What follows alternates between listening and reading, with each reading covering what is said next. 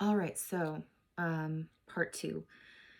Touching on chords again, like I ended with the last video. I had to ground out my energy a lot. I still feel kind of dizzy because there's so much coming in. Um, we need to be really careful about clearing our cords as well when we've had some kind of a sexual connection with someone like that, because that cord will connect at your sacral chakra, and that is our seat of trust, and comfort with others and intimacy with others, but also in relation to ourselves. Um, that is one of the biggest chakras in which someone can pull on your energy and still be within your space. And I'm just going to say it, one of the things that I encounter quite a bit in my work are people, especially males, still connecting with a female at her sacral chakra because they're masturbating to that person, bottom line. And that is siphoning of energy, and it's not good. That also will bring a lot of karma. Um, it's no one's place to continue to siphon energy from another person, especially if you've hurt them. So, pivoting from there, it's going to be important for you to um, scan your body. And you can do this just by closing your eyes and just kind of envisioning your body and seeing where you envision anything that comes up, any kind of cords that you might see. You might find that there are cords attached to your underarms. That's also where someone, usually narcissistic or just really selfish, will tug on your energy. And that usually means that they are obsessive or fixated. Um, and that's usually where I find that that cord can tend to attach, um, as well as to the heart chakra and the sacral chakra, and sometimes to the solar plexus. Um, and so I want to pivot away from that, but it's going to be really important to envision the pulling of those cords, just like pulling them out. Don't want to cut them, because the energy will still be there. It'll still kind of be flowing. It just kind of cuts the energy, but you want that cord gone. You want to cease that energy completely. If you have trouble with that, just get a hold of me and I will pull the cords for you. Um, so touching back on how we deal with wanting to know whether or not someone is going to incur their karma. Bottom line, spirit says we've got it. This is our job. You just need to remove your energy. Um, and they reference that when we take out a loan and we default on that loan still comes due. But additionally, there is additional interest accruing and there are also penalties. Um, and it's not our place to dictate when or how someone's karma balances out. It's also important to note that if you are someone who has chosen to hurt someone, they say mistakes are mistakes. Those are lessons that we learn from. But if we have selfishly chosen to hurt someone for our own benefit,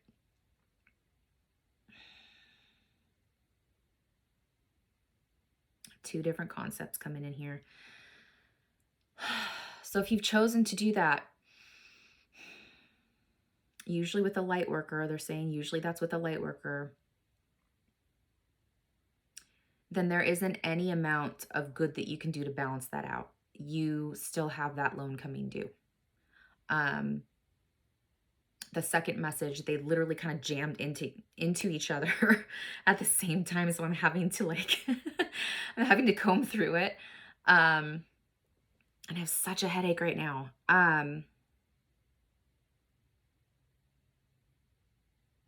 You need to see what that's offering you, that lesson. Because when the karma comes, you can't be pissed off about it. You just have to accept that this is what you brought on yourself. And there are some aspects to where if you know that you're intuitive or there was something different about you and you've been avoiding that and you've just been engaging in the same old shit time and time and time again, don't worry, spirit talks to me this way too. They're just really blunt. You know, sometimes that's your soul calling in the opportunity to learn something. And sometimes if you have not been listening to that calling, and if you've just been engaging in the same thing time and time again and not growing, knowing that there's something about you, but we don't want to acknowledge it and we don't want to take on the hard stuff or make our life any harder, well, you've been uncomfortable this entire time. Otherwise, you wouldn't be living the way that you've been living, right? Oh boy, that's specific.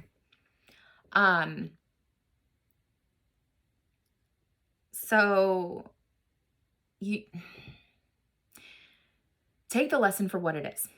You can be pissed off all you want. You can be super upset, and Spirit says play the victim. Again, they talk to me this way too. It's all in love. They want you to know that it's an opportunity for you to pull yourself out of your own shit.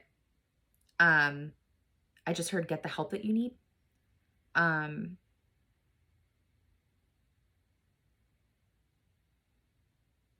this is for someone that, okay, this is going in so many directions, you guys. So this is specifically for a message with, for someone that knows that they have a mental disorder. Like I'm getting like borderline personality disorder. I referenced that in the first video. I think that's why that maybe came up. So I'm supposed to share that dialectical behavioral therapy, we'll just go down this rabbit trail. Dialectical behavioral therapy is incredible for BPD. It is treatable. It is highly, highly, highly successful for treating BPD and brings everything, especially emotions, into balance. That's what gives you the sense of control, Spirit says. That way you're not trying to control everything else that you don't belong controlling. How many people am I seriously channeling for right now? Okay. No wonder I'm dizzy. I feel like I have a ton of people just standing around me right now, and I'm just kind of trying to give each one a message. Don't be afraid to find yourself a counselor. It used to be that the psychological implications of BPD was like a no-fly zone in the mental health community. It was, a lot of people have been treated very poorly in the past, but these days we've learned so much with advancements that people are treated humanely and kindly, and there's a very high success rate. You just have to be dedicated and be willing to walk into this. And oh my gosh, that's gonna make me cry. Okay.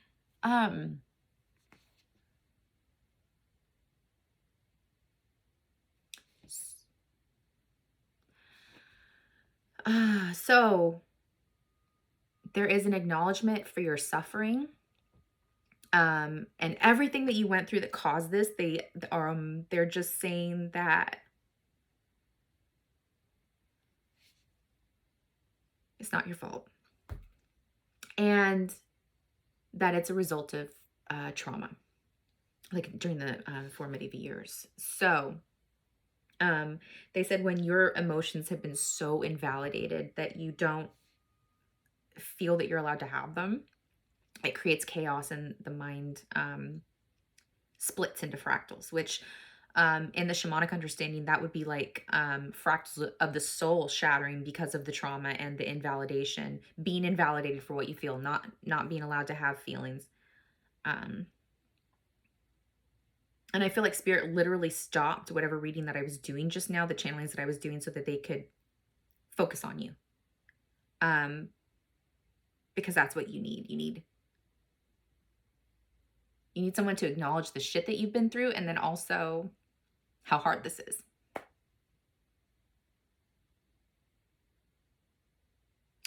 But they just said you need to stop making excuses.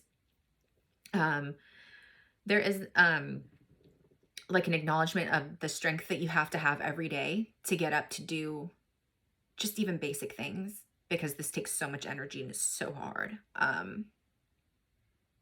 It's scary. Like it feels scary. Okay.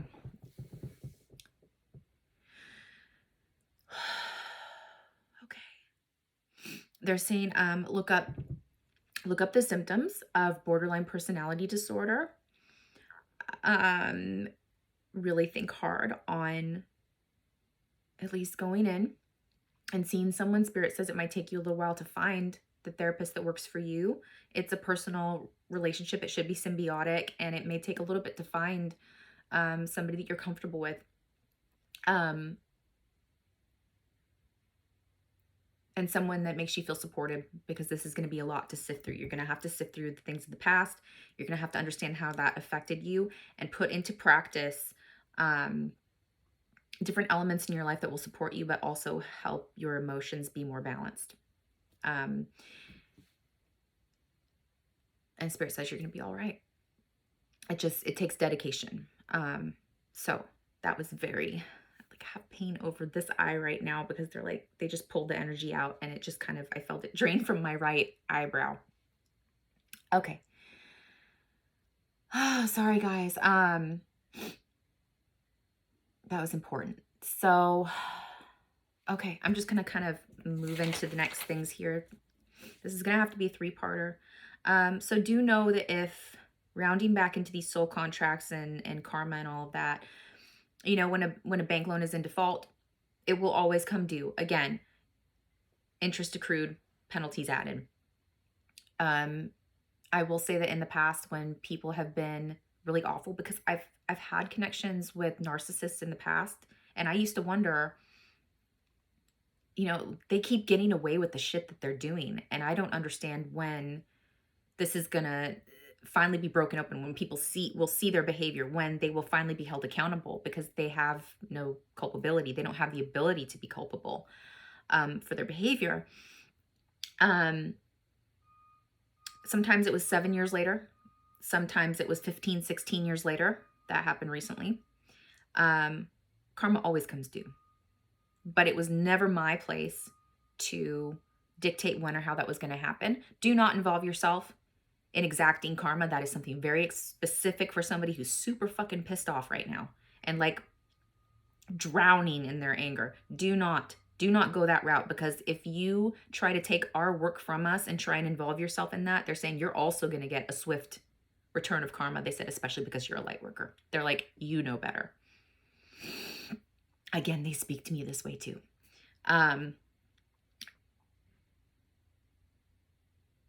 Okay. So you need to know that as a light worker, specifically if you're a light worker,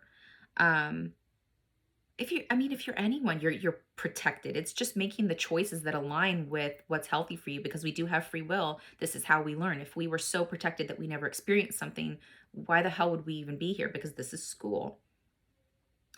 But light workers, especially right now, are specifically quite protected. We need to be, because of what we are offering, and we're just kind of open and vulnerable to everybody that wants to take.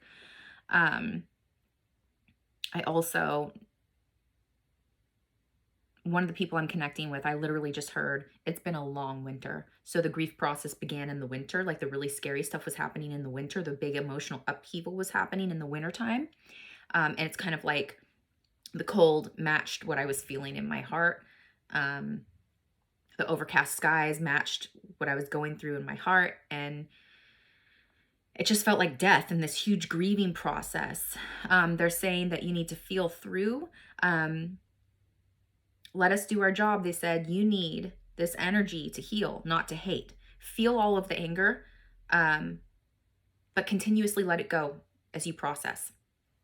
Otherwise, it becomes like a record that keeps playing, and you can't get off of that trajectory, and that's going to eat more of your energy and take more of your life. And Spirit said they took enough of your life already. And you're still allowing them control.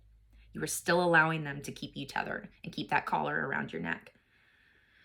Okay, I'm gonna take a break here, try to refocus, and then we'll move into the third part.